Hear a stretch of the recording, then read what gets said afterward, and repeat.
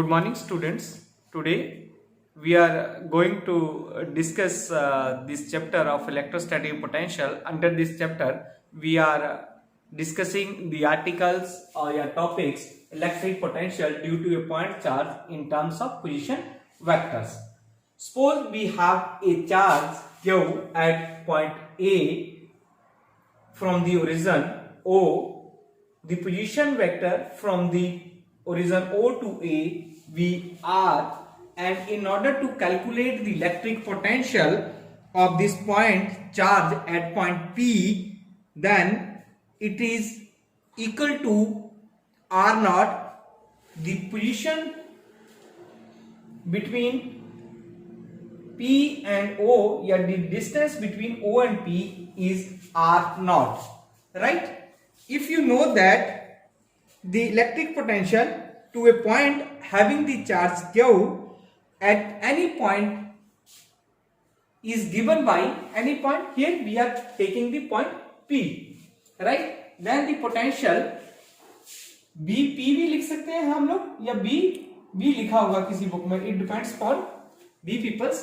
तो B is equal to या BP is equal to 1/4 pi epsilon naught Q upon AP.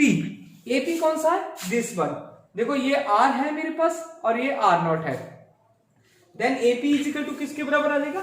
R naught minus R के. अब देखो कैसे कैलकुलेट कर लिया हमने. OP is equal to OA plus AP. AP is equal to OP minus OA. दूसरी side लेंगे नेगेटिव की होगी quantity, then AP is equal to R naught minus R या RAP this. In vector forms में ले लिया हमने और ये मैग्नीट्यूड्स है, इस करके हमने इसको मॉडुलस में लिया या मैग्नीट्यूड में लिया. Then we have B is equal to 1/4 pi epsilon naught Q. AP की वैल्यू जो ये थी हमने यहां पुट कर दी, R naught minus R के बराबर होगी. तो this equation shows us the electric field at point P due to a point charge Q in terms of position vector. Next article है हमारे पास potential due to a group of point charges.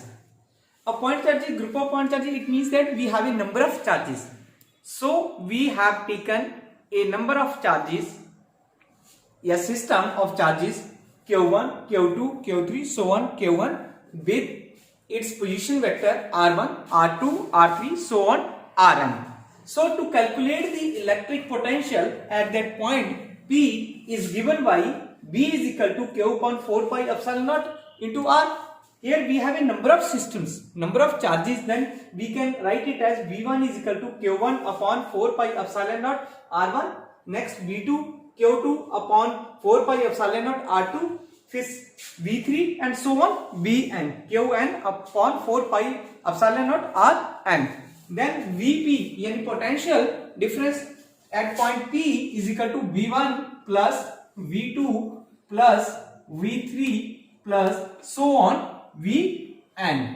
Then I would like to put the value of here Q1 upon 4 pi epsilon naught R1 plus Q2 upon 4 pi epsilon naught R2 plus Q3 upon 4 pi epsilon naught R3 plus so on Qn upon 4 pi epsilon naught Rn.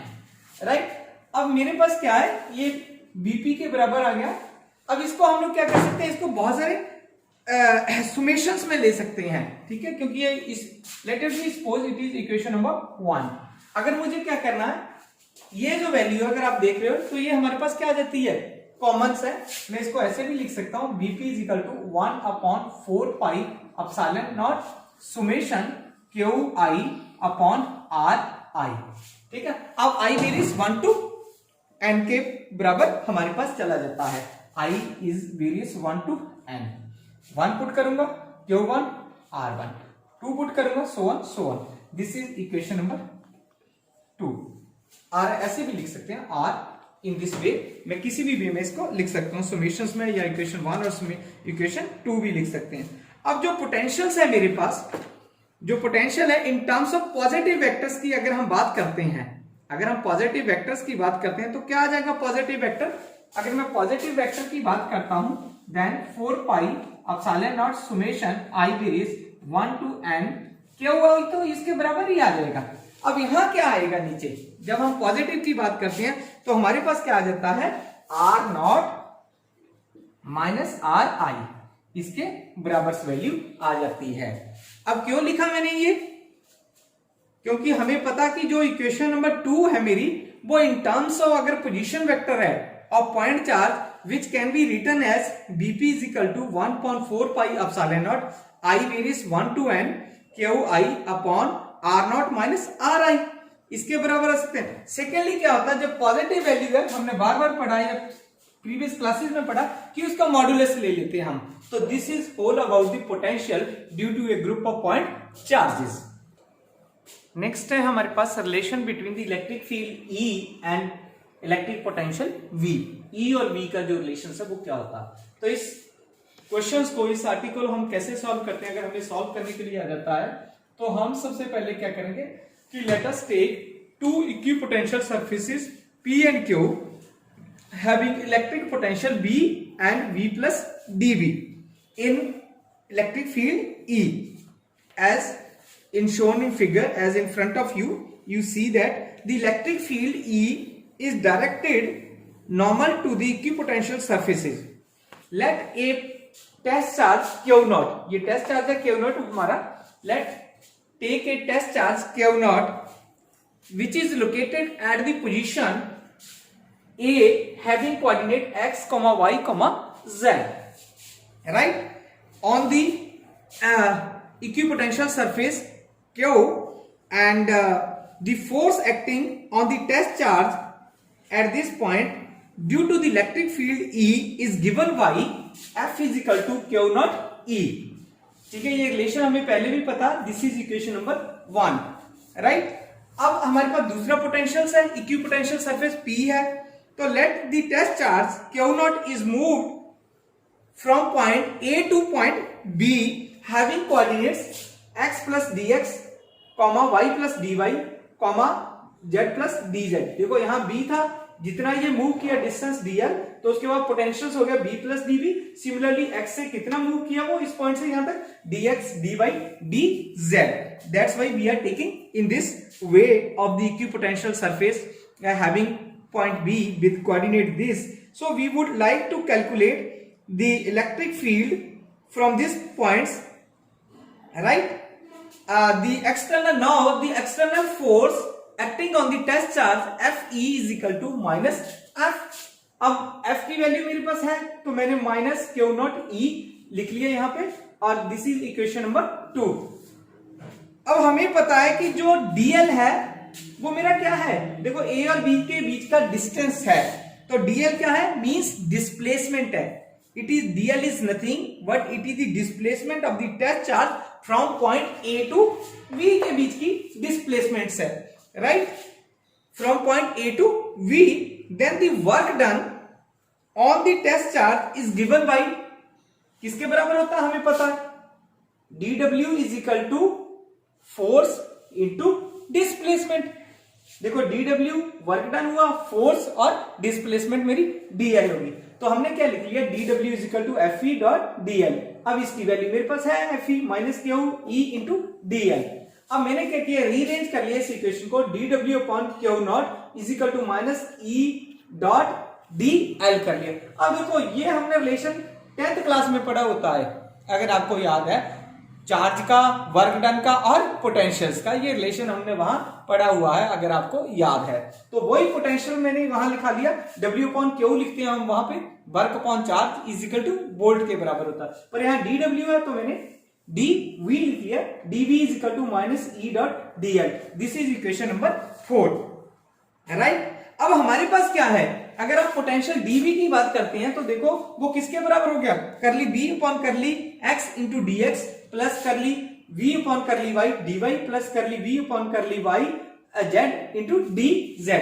अब इसको मैं rearrange कर सकता हूं, देखो इसको कैसे, partial derivative है तो उसको हमने क्या लिखा, i कैप करली V अपॉन करली x प्लस j कैप करली V अपॉन करली y प्लस k कैप करली V अपॉन करली z।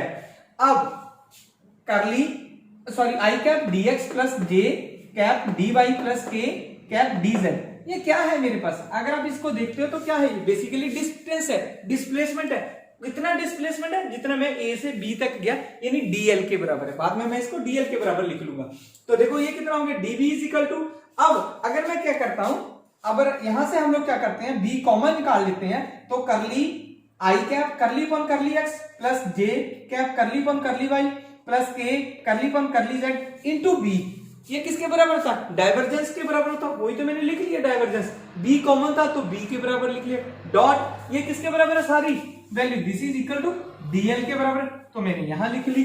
तो अब देखो एक इक्वेशन ये बन गई मेरे पास और एक इक्वेशन ये है, सपोज ये इक्वेशन नंबर 4 है और ये इक्वेशन नंबर 5 है।